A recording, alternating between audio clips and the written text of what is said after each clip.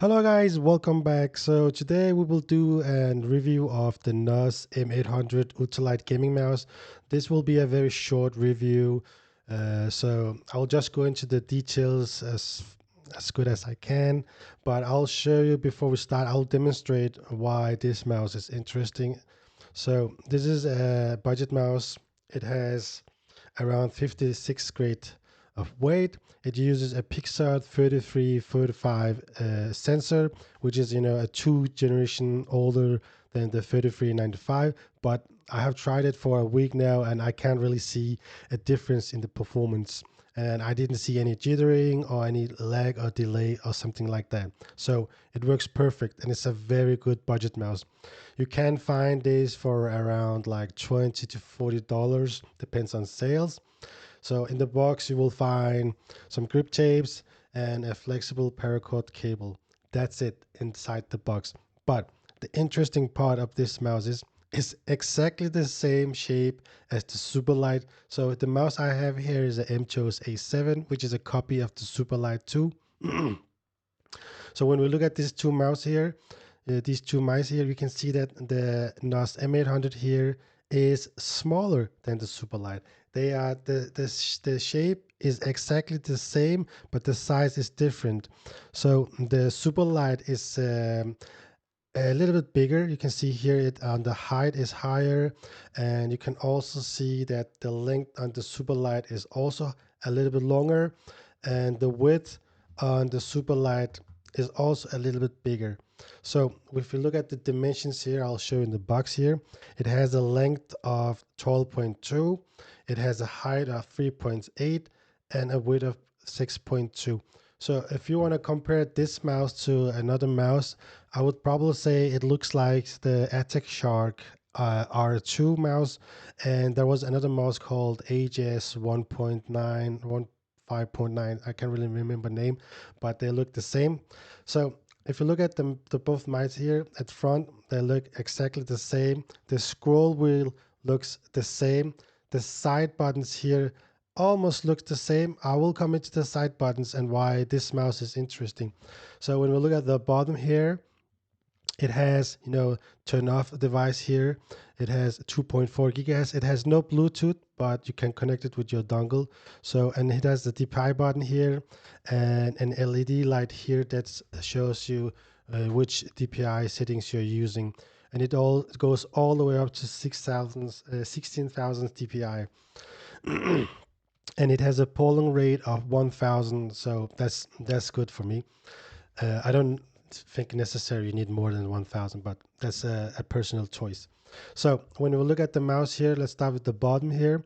The one of the thing is the skates, they aren't really that good. So if you don't have a good mouse pad, it will not glide really that good. So you can actually change the skates, or just use them if you don't care. So one of the cool part is here on the mouse on the bottom, it says a dongle here. I don't really know if you can see it on the camera, but you can actually pull off the skates here, and you can hide the dongle here, which I think is very smart. The side button here, the side buttons here are exactly the same as the Razer Viper V3 Pro, which is funny. So when I think about this mouse, I think they somehow, all these gaming budget mouse from China, they are probably produced by the same fabric or factory or something like that. But if you look at the coating here, I don't know if you can see it on the camera, but the color here is more white. But on the Superlight and the MTOS A7, the color is more like a eggshell white. So when we look at the side buttons, they're very good. You don't really have to press them. You can actually just press it up. So if you use finger grip or something like that, you can just press it up. Boop, boop. Also, if you use palm grip, and then you press the buttons.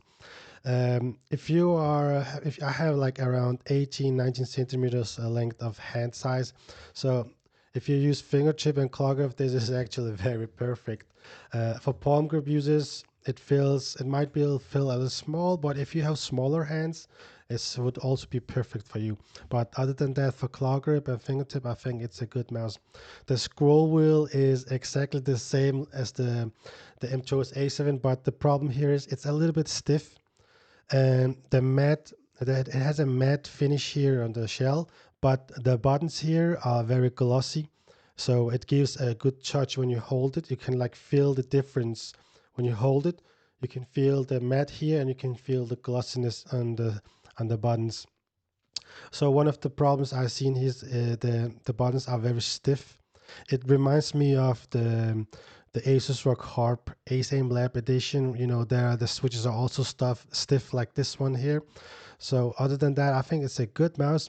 Overall, I think it's a very nice budget mouse. I will put a link on where you can buy it, but I don't know if they send this mouse generally worldwide. So you can probably buy it from Amazon or some Chinese homepage probably. But other than that, I think this is a very good alternative to the Superlight. If you're like me and feel like the Superlight is a little bit big, then this one here is a very good alternative. It looks exactly the same. The thing is, it's a little bit smaller in size, and it's also a little bit lower in weight. So it's I think it's an ideal gaming mouse if you want to have something different from the Superlight. Also, it has around 300 mAh battery. It says on the homepage it lasts for around 40 hours, but that's not really true. I think mine lasted for around 32 hours, so but that's not a big deal for me. Other than that, I think it's a good gaming mouse.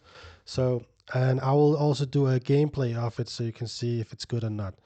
If you have any questions about this mouse, let me know, guys. See you in the next one.